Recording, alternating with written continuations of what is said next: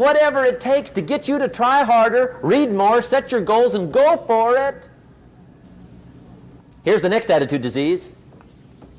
Overcaution. Some people never will have much. They're too cautious. Now, you can also be too reckless, but you can also be too cautious.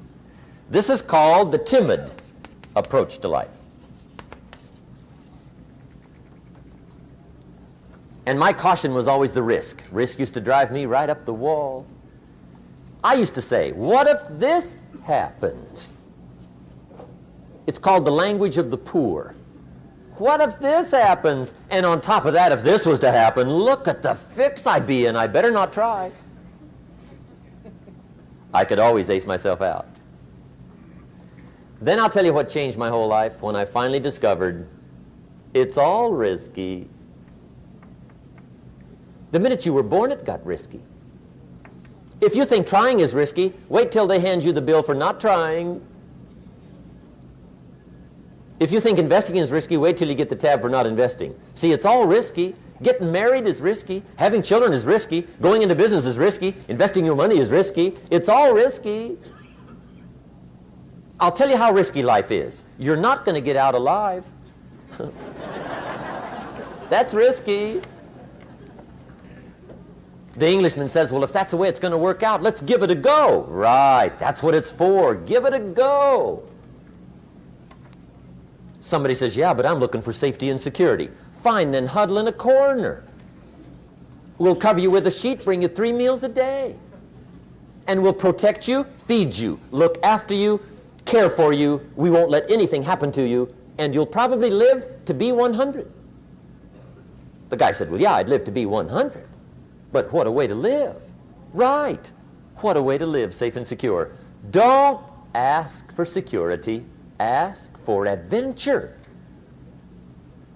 Better to live 30 years full of adventure than 100 years safe in the corner. And see, it's not important how long you live. What's important is how you live. Here's the next attitude disease. We're almost through with this motley list. In fact, we're almost through. Hang on. The next one is pessimism. Pessimism, the deadly disease of always looking on the bad side, the problem side, the difficult side, checking all the reasons why it can't be done. The poor pessimist leads an ugly life. He doesn't try to figure out what's right. He tries to figure out what's wrong.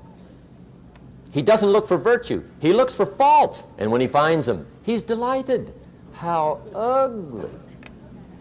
This is the poor guy who looks through the window, doesn't see the sunset. He sees the specks on the window.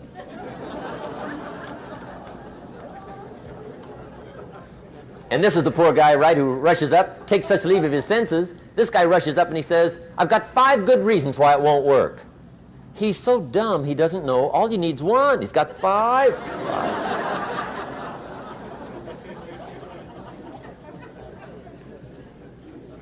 To the pessimist, the glass is always half empty.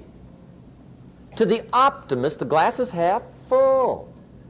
Why would the same measure affect people 2 different ways? Answer, it all depends on how you look at it.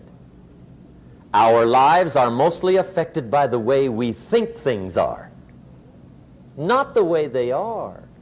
The way we think they are affects us most. There's a subject we don't have time to get into tonight called better thinking habits. One of the major things Shove taught me when I met him, he said, poor thinking habits keeps most people poor. Not poor working habits. Most people work hard, but they don't think hard. And Shove taught me that the mind is like a factory, a mental factory. And whatever you think about all day long pours ingredients into this mental factory.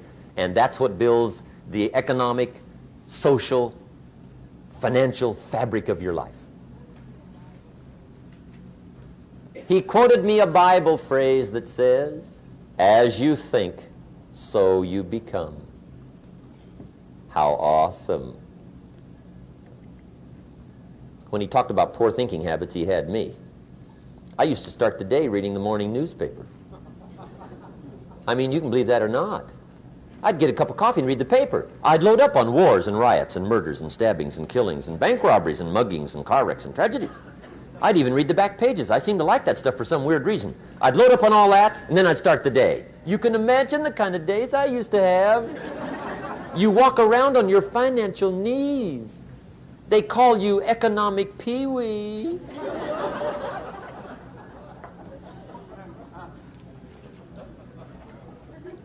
The guy says, I want to be a great leader. Wonderful. The first thing we do is follow him to his house. When we get there, we walk in and check his library, number one. Somebody says, well, why check his library?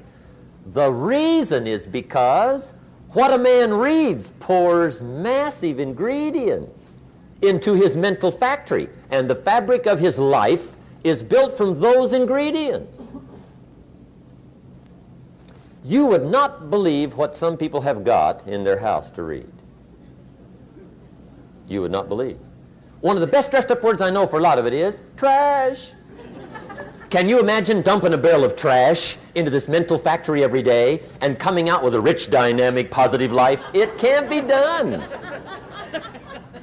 You might as well try making a cake with cement. The kids back in Danbury, Connecticut, high school, they're asking me questions one day. I'm talking to the kids. Kids got good questions these days. One of them said to me, Mr. Rohn, how do you build the good life? I said, it's simple. It's not easy, but it's simple. Here's how you build anything. Select the right ingredients, keep out the wrong ingredients, and it starts with thought. Everything starts with thought. So you must be wise and careful what you think about, because that starts everything. You got to be wise and careful. I asked the kids, what would happen if somebody dropped sugar in my coffee? They said, well, you'd be okay. I said, what if somebody dropped strychnine in my coffee? They said, well, you'd be dead. I said, correct. Lesson one, life is both sugar and strychnine. You gotta be careful. I said, what if my worst enemy drops in the sugar? They said, will you be okay? I said, what if my best friend, even by accident, drops in the strychnine? They said, well, you'd be dead. I said, correct. Lesson two, watch your coffee.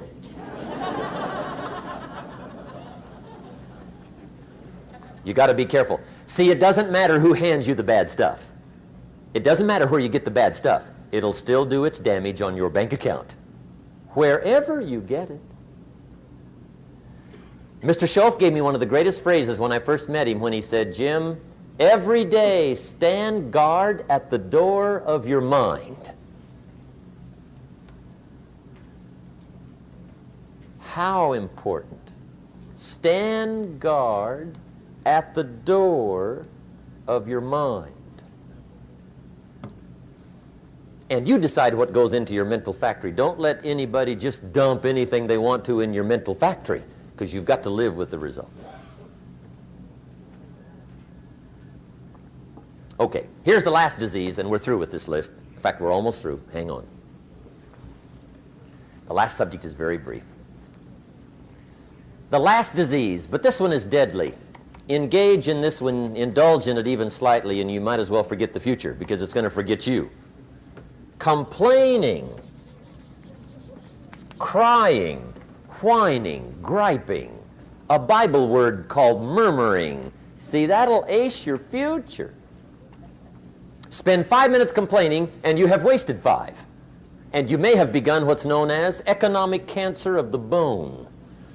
Surely they will soon haul you off into a financial desert and there let you choke on the dust of your own regret. I hope I said that well, so you won't forget. It's a deadly disease. If you don't think it's bad, ask the children of Israel of Old Testament fame.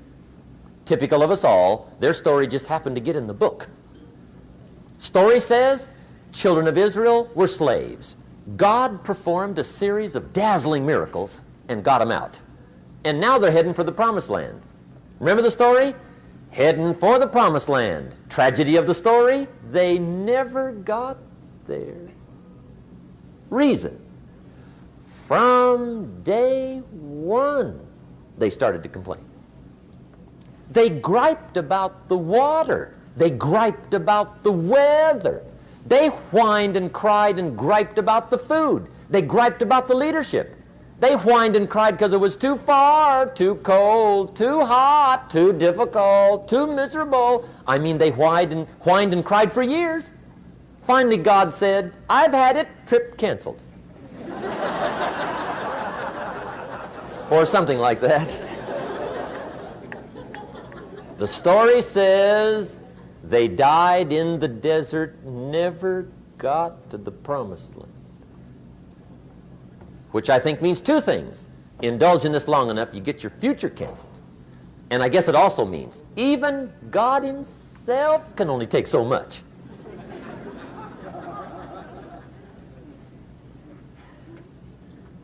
Okay. Just be on the lookout of the things that can destroy all the good you start. The war is on. And this evening, tomorrow, mentally, personally, socially, economically, you got to make sure you're winning the war. And this is part of it.